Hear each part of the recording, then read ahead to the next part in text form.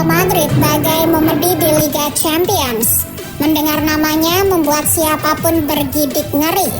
Tapi tidak dengan Arsenal. Anak asuh Mikel Arteta jauh lebih takut mendengar nama Liverpool atau Manchester City.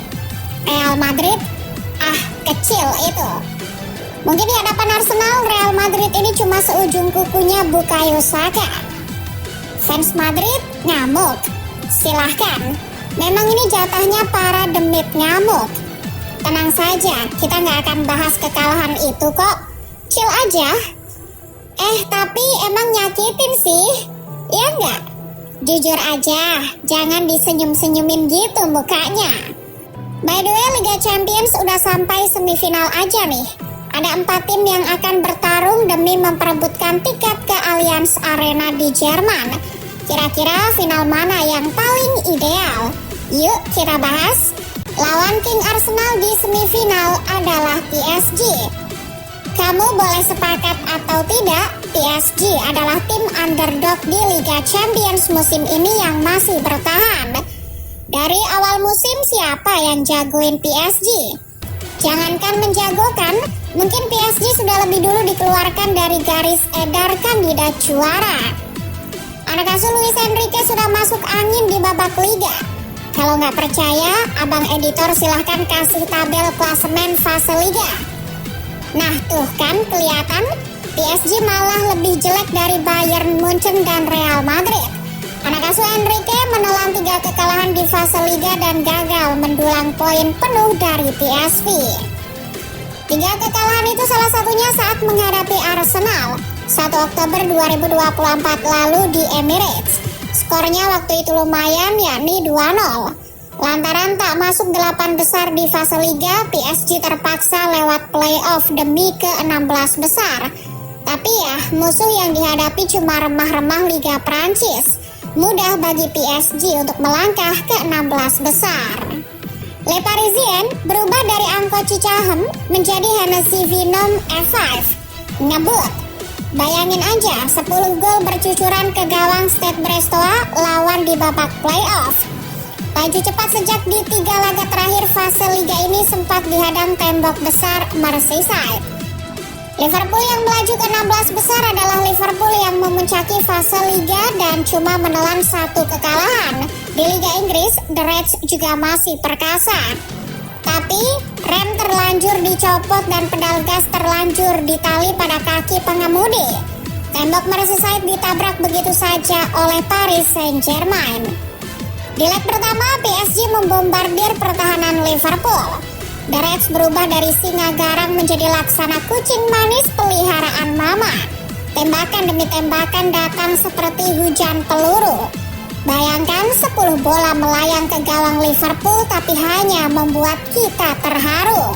Justru lewat skema serangan balik, pasukan Arne Slot melepas sebiji tembakan yang membuat PSG malu.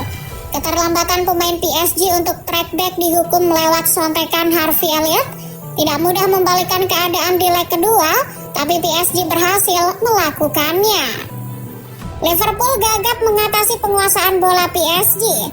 Hanya keajaiban dan sedikit kejelian memanfaatkan momentum yang bisa membuat Liverpool menang hari itu. Tapi tidak, karena Dewi Fortuna cabang Inggris sudah memacari Gianluigi Donnarumma. Kemenangan pun memihak pada PSG. Di lain tempat kita melihat Real Madrid tewas dihantam meriam London.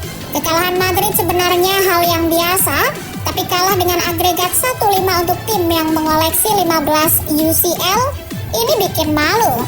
Madrid beruntung karena bukan MU. Coba aja kalau MU yang begitu, dirujak netizen pasti. Tapi tak apalah, biar ada yang merujak, mari kita rujak. Setelah kalah 3-0 di markas Arsenal, para fans percaya Los Galacticos akan bangkit. Tradisi La Remontada yang dipopulerkan Barcelona menggema jelang leg kedua. Tapi entah fans dari liang mana yang percaya skor 3-0 dikejar dengan kondisi Carlo Ancelotti yang susah buat belajar. Abi Quraisy saja yang menonton Alfredo Di Stefano langsung tak begitu percaya tim kesukaannya itu bisa membalikkan keadaan. pasrah dan tawakal, serta sedikit menyisakan rasa optimistis, hanya itu yang disimpan ayahnya Najwa Shihab jelang laga. Saya tidak terlalu optimis melihat keadaan Madrid tahun ini tidak sebaik tahun yang lalu. Terbukti kan, jangankan menang barang 1-0, Madrid justru kalah di hadapan pendukungnya sendiri. Bermain di Santiago Bernabeu yang atapnya ditutup, The Gunners justru makin matang buat menggilas Real Madrid lewat skor tipis-tipis saja. 1 gol untuk menghormati tuan rumah, 2 gol untuk menunjukkan siapa king sesungguhnya. Gestur tutup mulut dengan 1 jari dari Bukayo Saka bukan hanya mengulangi selebrasi Thierry Henry, tapi juga menunjukkan bahwa daripada geger akan comeback, lebih baik diam dan buktikanlah. Mentang-mentang mengalahkan Real Madrid, Arsenal boleh-boleh saja jumawa. Terlebih kan sudah banyak tim yang ngalahin Madrid lalu juara Liga Champions.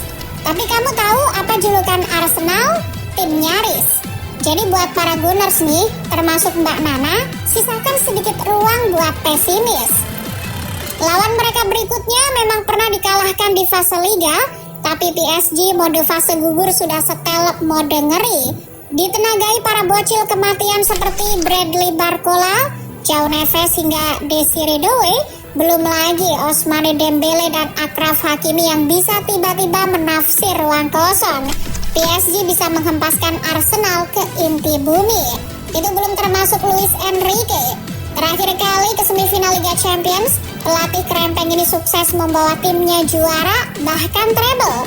Itu juga belum dihitung faktor Gigi Donnarumma, sang kiper yang sudah memacari Dewi Fortuna cabang Inggris mencari korban berikutnya.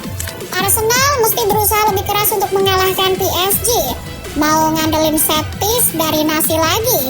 Bisa saja sih, tapi jangan terlalu berharap dapat set piece. Karena PSG adalah tim kedua yang paling jarang melakukan pelanggaran di Liga Champions musim ini. Udah ya, bahas Madrid, Arsenal sama PSG-nya.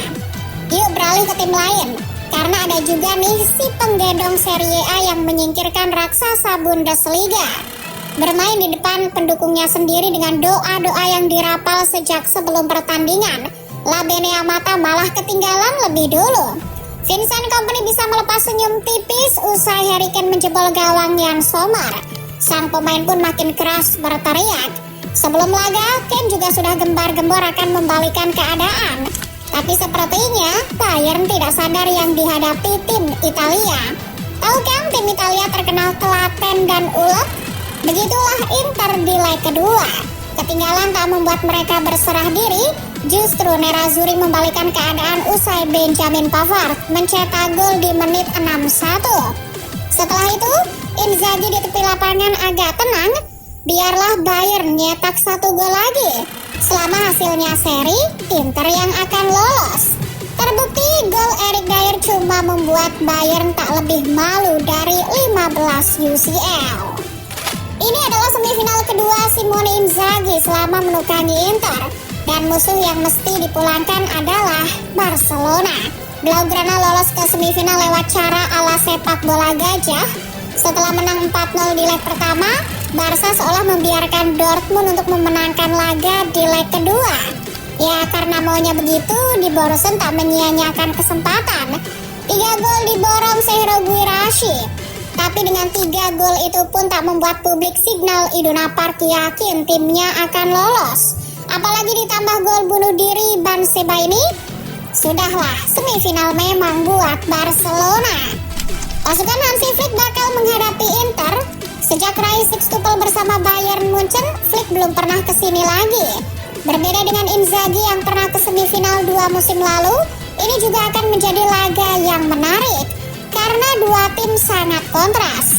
Barca sebagai tim dengan gol terbanyak di Liga Champions musim ini, dan Inter sebagai tim yang paling sedikit kebobolan.